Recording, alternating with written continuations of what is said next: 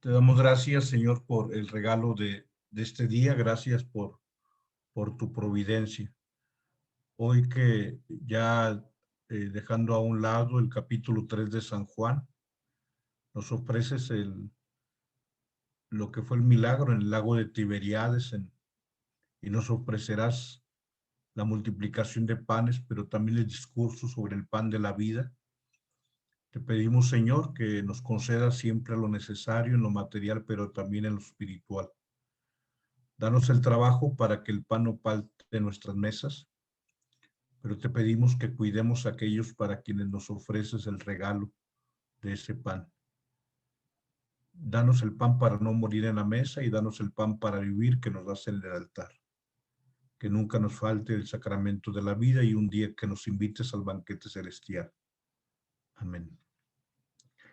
Bien, hoy hablaremos acerca de la providencia de Dios, pero también de la cooperación que nosotros hacemos en la obra de Dios. Dios es quien opera, pero nosotros quienes cooperamos, quienes ponemos lo que está de nuestro lado. Adelante, por favor, para ver el texto del Evangelio.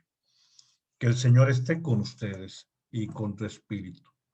Proclamación del Santo Evangelio según San Juan. Gloria a ti, Señor Jesús. En aquel tiempo Jesús se marchó a la otra parte del mar de Galilea o de Tiberíades. Lo seguía mucha gente porque habían visto los signos que hacía con los enfermos. Subió Jesús después entonces a la montaña y se sentó ahí con sus discípulos. Estaba cerca la Pascua, la fiesta de los judíos. Jesús entonces levantó los ojos y al ver que acudía mucha gente, dice a Felipe: ¿con qué compraremos panes para que coman estos? Lo decía para probarlo, pues bien sabía él lo que iba a hacer. Felipe le contestó: 200 denarios de pan no bastan para que a cada uno le toque un pedazo. Uno de sus discípulos, Andrés, el hermano de Simón Pedro, le dice: aquí hay un muchacho que tiene 5 panes de cebada y 2 peces, pero ¿qué es eso para tantos? Jesús dijo: decida a la gente que se siente en el suelo. Había mucha hierba en aquel sitio. Se sentaron, solo los hombres eran unos 5,000.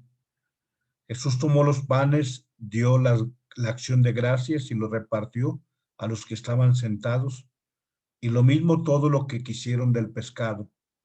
Cuando se saciaron, dice a sus discípulos: recoged los pedazos que han sobrado, que nada se pierda. Lo recogieron y llenaron 12 canastos con los pedazos de los 5 panes de cebada que sobraron a los que habían comido. La gente entonces, al ver el signo que había hecho, decía: este es verdaderamente el profeta que va a venir al mundo. Jesús, sabiendo que iban a llevárselo para proclamarlo rey, se retiró otra vez a la montaña él solo. Palabra del Señor. Gloria a ti, Señor Jesús. Bien, antes de hablar acerca de nuestra forma en que nosotros cooperamos con la acción de Dios y cómo Dios quiere necesitar de nosotros, le refiero a algo que don Hércules Medina Garfias, el obispo responsable de la pastoral laboral, que está junto con Mariano, y para aquellos que están en medios de vida, hace una semana, 2 semanas, estuvo con ustedes.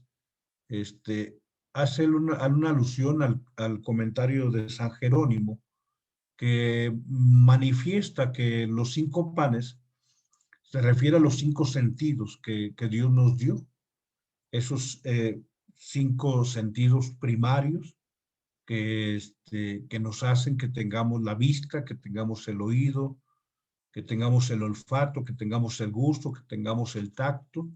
Entonces habla acerca de esos 5 talentos con los que Dios ya nos ha revestido.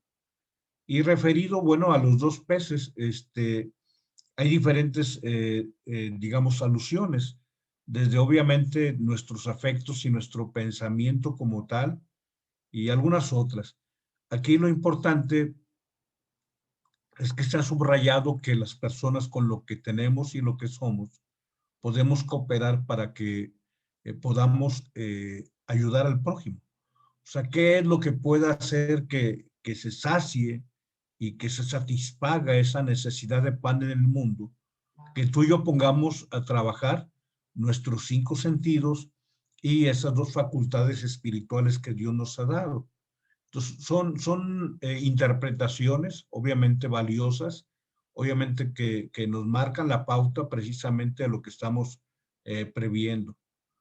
Hablemos pues de esos 5 panes y esos 2 peces con que se aportan. Adelante. Quiero referir cómo Dios durante la palabra o durante el transcurso de la Sagrada Escritura va manifestando necesitar de lo que tú y yo realizamos. De los textos que a mí más me fascinan son el texto de Génesis 2:5. Hay una frase de los primeros cristianos que expresaban que Dios le da a cada pájaro su alimento, pero no se lo pone en el nido. Es así como Dios opera. O sea, Dios es quien provee, pero hace falta que las personas, que la creación, que los mismos pajaritos pongan lo que pueda estar de su parte. Dios es quien le da, cada ave, cada pajarito le da su alimento, pero el animalito, el pajarito, el ave, tiene que salir del nido para ir a buscarlo. O sea, Dios no hace absurdos de ponerle al ave el alimento en el nido. Tiene que buscarlo, pero es Dios quien lo provee. Es lo que dice el Señor en la referencia acerca de, miren las aves del cielo, que no siembran ni cosechan ni guardan en graneros, sin embargo, el Padre Dios no les falta y les da a cada uno su alimento. Sí, pero nunca va a ponerlas en el nido. Cosa que a veces acontece con nosotros, que pensamos que Dios tiene que solucionarlo todo. Pero ese texto de Génesis 2:5 refiere cómo Dios ha querido necesitar de nosotros. Dice Génesis 2:5 que al principio de la creación no había árbol sobre la tierra ni había crecido arbusto alguno por 2 razones. Porque Dios no había hecho llover y segundo, porque no había hombre que trabajara la tierra. O sea, es Dios quien hace llover, es Dios quien nos da la lluvia y es el hombre quien trabaja la tierra. Quizá algo de lo que vivimos, al menos a mí en lo que me tocó estar por allá en Monterrey algunos días, fue precisamente ese escenario en torno a la destrucción por los incendios forestales de la sierra y cómo aún con toda la tecnología, con esos aviones enormes de descargas, cuando ya vino un poquito la lluviecita, cuando ya vino un poco ese clima de húmedo y de lloviznita, fue entonces cuando realmente se solucionó lo que los hombres, con toda nuestra tecnología, todavía no alcanzamos a abarcar. Entonces, esta referencia de un Dios que opera y de un hombre que coopera aparece, pero abundantemente. Hoy es el capítulo 6 de San Juan, pero tenemos la referencia también al capítulo 4 de San Mateo, capítulo 5 de San Lucas, donde habla acerca de cómo Dios sacia el hambre de la multitud, pero hace falta que las personas pongamos lo que tenemos, que saquemos de la alcaba los panes para que no se enmojezcan, para que no se pudran, para que no se echen a perder. Hace falta que pongamos lo que está de nuestra parte. Y así está este texto de San Juan, las bodas de Caná, 2 del 1 al 11, donde el Señor es quien nos ofrece el vino más exquisito, pero hace falta que las personas llenemos de agua los odres. Y habla de 6 tinajas de 100 litros aproximadamente. Estamos hablando de 600 litros de agua. Si nosotros ubicamos lo que significa sacar 600 litros de una noria, pues no era un oficio, un trabajo, no era una acción tan fácil. Sin duda terminaron las personas encorvadas, con las manos encallecidas, pero bueno, hace falta que nosotros pongamos lo que está de nuestra parte y entonces el Señor providente nos da lo que necesitamos. Y así podríamos de Juan 9, donde el ciego de nacimiento empieza a gritarle: Hijo de David, ten compasión de mí. Jesús, hijo de David, ten compasión de mí. Y bueno, el Señor se detiene, el Señor altera su agenda, por llamarlo de esa manera, el Señor, digamos, modifica su diseño de lo que hace. Iba de camino, cuando pasaba por los caminos de Jericó, aquel ciego empezó a gritar, y aquel ciego escuchó el movimiento, escuchó el barullo y escuchó que decía la gente que era Jesús de Nazaret. Él posiblemente pregunta y eso hace que diga, bueno, esta es la oportunidad de mi vida y por lo menos uno tiene que estar gritando, estar dentro de esa acción que nos corresponde para que entonces el Señor nos escuche. Y así la hemorroísa, una mujer que cuando Jesús iba a curar a la hija de Jairo, aquella mujer, como nos narra San Marcos, se atreve a estirar la mano para tocar la orla del manto. El Señor se detiene de nuevo, ¿quién me ha tocado? Los discípulos dicen, Señor, pues mucha gente te está tocando, como preguntas. Él sabe que ha salido una fuerza curativa de su persona divina, y pues bueno. Y bueno, ¿qué decir sobre el caso de Lázaro? Un Lázaro que ya está sepultado y que dice Marta en el capítulo 11 de San Juan, pues que ya tiene 4 días en el sepulcro, ya experimenta el proceso de la descomposición. Señor, ya huele mal. Pero el Señor dice, mueva la roca. Y uno puede decir, oye, quien resucita a Lázaro, sobre todo en esa situación tan contraria, tan simple y sencillamente imposible, porque humanamente así era, más no para Dios. 4 días en el sepulcro, más 2 días que debió haber pasado del tiempo en que murió y en que se le hicieron aquellos momentos de honra fúnebre. El hecho de que misma Marta le diga que ya huele mal, que ya está en descomposición, y y no obstante, bueno, uno dice, quien resucita a Lázaro no puede mover la roca, y uno sabe que puede mover la roca y que puede mover la montaña y que puede mover el mundo entero. No obstante, el Señor quiere que dejemos de ser solamente espectadores pasivos, con los brazos cruzados. El Señor dice, muevan la roca. Y bueno, se mueve la roca y el Señor le dice, Lázaro, sal de ahí. Y Lázaro sale, con sus vendajes. Y bueno, el milagro que sabemos concluye el capítulo 11 de San Juan diciendo que pues muchos se convirtieron, y porque, pues cómo no van a convertirse, o sea, ante lo, digamos, totalmente lo que desborda la razón. Un muerto 4 días sepultado, resucita, y al final de cuentas este capítulo 11 de San Juan, tú dirás, padre, estás diciendo una verdad de perogrullo, pero pues sí, está anterior al 12, donde el Señor ya está preparándose para lavar los pies. En el capítulo 13 ya está en el ascenso a Jerusalén. Fíjate cómo eh, habla acerca de las fiestas de la Pascua, y el capítulo 6 habla de la fiesta de la Pascua, en el texto del Evangelio que hemos visto. Pero bueno, adelante, hablemos de un Dios que necesita de nosotros. Habla acerca de la necesidad de que cooperemos con Dios. Decía don Manuel García Morente, o don Manuel García Morente, a partir de este texto, y sobre todo de todo el escenario, incluso del nacimiento de Jesús, donde anda buscando un lugar para que Él nazca, así como Él pide, digamos, una, eh, unos panes, así como es necesario que el hombre ponga su esfuerzo. Bueno, el divino menesteroso el día de hoy pregunta, ¿cómo puede darle de comer a tanta gente?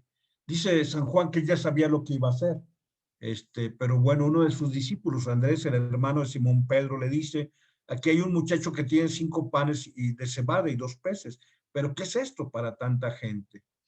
De Jesús dice, digan a la gente que se sienta en el suelo. O aquí obviamente habla de un Dios que tiene necesidad de lo tuyo y lo mío, contrario al Dios de las religiones, que habla de un Dios de poder, de un Dios que es omnipotente, al que, digamos, nada, o todo lo hace sin ninguna complicación. Aquí quiere complicarse necesitando de lo que tú y yo le aportamos. Sócrates hablaba de que Dios es la sublimidad del pensamiento supremo. O sea, todo lo que es la perfección por sí misma le corresponde a Dios. Y el Dios de los hindúes, en el gran universo, pues es aquel que teje las existencias individuales. Pero acercándonos adelante a lo que es la palabra de Dios, nos encontramos con una mirada a un Dios que en el Antiguo Testamento nos va a hablar también del Señor de los ejércitos, del Señor de los milagros, del Señor Altísimo, habla del Dios Todopoderoso, pero Jesús nos muestra un rostro distinto de Dios, un rostro que necesita de lo que el hombre puede aportarle. Hans-Urs von Balthasar, un teólogo, de lo más prestigiado que había hacia la segunda mitad del siglo XX, dice que al servir y lavar los pies el Señor a su criatura, allí Dios se revela en lo más propio de su divinidad y da a conocer lo más hondo de su gloria.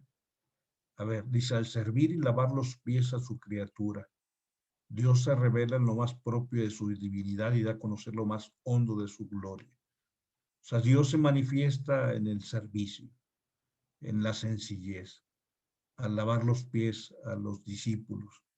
Es esto lo más propio de su divinidad, lo más hondo de su gloria. ¿Tú estás de acuerdo? En realidad, bueno, te digo que todos los textos que hoy percibimos deberíamos leerlos a partir de lo que aconteció hace 2 semanas. Lo que aconteció en el Tríodo Pascual. Yo te decía, en realidad, desde su nacimiento las cosas llevaron el mismo tono. Dios ha nacido menesteroso y Dios se mantuvo así menesteroso toda la vida. Aquel que quiso necesitar un pesebre para nacer necesitará también un sepulcro para morir. Adelante.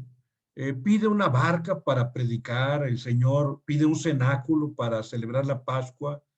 Van a prepararme un lugar, díganle que dónde voy a cenar la Pascua con mis discípulos y les mostrará él una sala en el segundo nivel con divanes. O sea, la semana que hemos vivido hace 2 semanas habla de alguien que necesitó de un borrico prestado para cumplir así Zacarías 9:9, donde habla de la majestuosidad de este rey que viene a liberar a Israel y que habla de aquel que viene montado sobre pues una cría de burrito, de pollino que entra y al morir, bueno, se encargará José de Arimatea, que tenía un sepulcro nuevo que todavía no se usaba, será el lugar donde descanse el cuerpo del Señor. Es José de Arimatea, ¿te acuerdas? La narrativa del Viernes Santo, la pasión del Señor según San Juan, quien va y hace las negociaciones con Pilato para que le pueda ceder el cuerpo y llevarlo, y compró la sábana para hacerlo descender. Y bueno, todo esto de un Dios menesteroso ya lo había referido el Evangelio de San Lucas. Bueno, San Lucas lo refiere en el capítulo 9, del versículo 57 al 62, pero Mateo 8:20 habla acerca del Hijo del Hombre que no tiene ni dónde reclinar la cabeza. Cuando alguien va y le dice, Señor, te seguiré a donde quiera que vayas, las zorras tienen su madriguera, las aves tienen sus nidos, el Hijo del Hombre no tiene dónde reclinar la cabeza.